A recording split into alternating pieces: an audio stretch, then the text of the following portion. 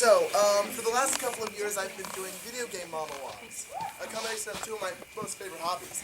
So, seeing as this is one of my last years here, the last year here, I decided to do one in a more serious vein, still from a video game. So, without further ado, a monologue from Bioshock.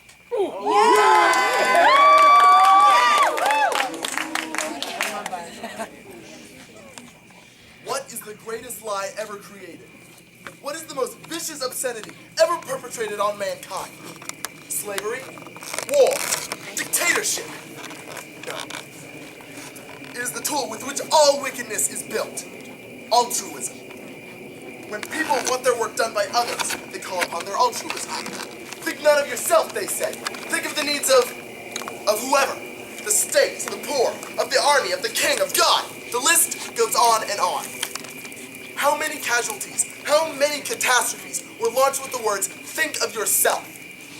No, it is the king and country crowd which light the torch of destruction. This ancient lie has chained us to an endless cycle of guilt and failure.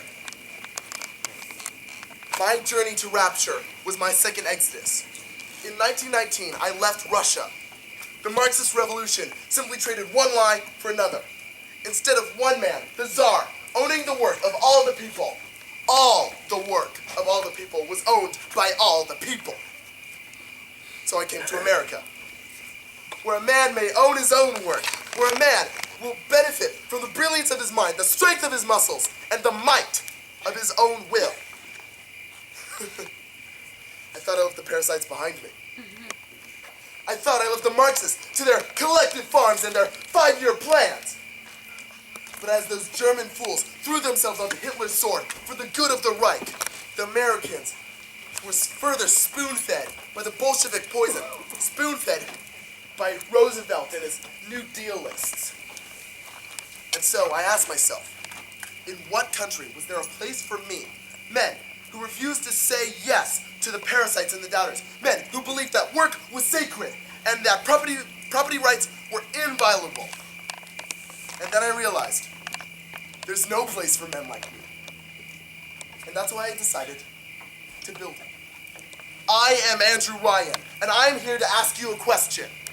Is a man not entitled to the sweat of his own brow? No, says the man in Washington, it belongs to the poor. No, says the man in the Vatican, it belongs to God. No, says the man in Moscow, it belongs to everyone. I reject those answers. I choose the impossible. I choose rapture, where an artist will not fear the censor, where the scientist will not be bound by petty morality, where the big are not constrained by the weak, and with the sweat of your own brow, rapture will become your city as well.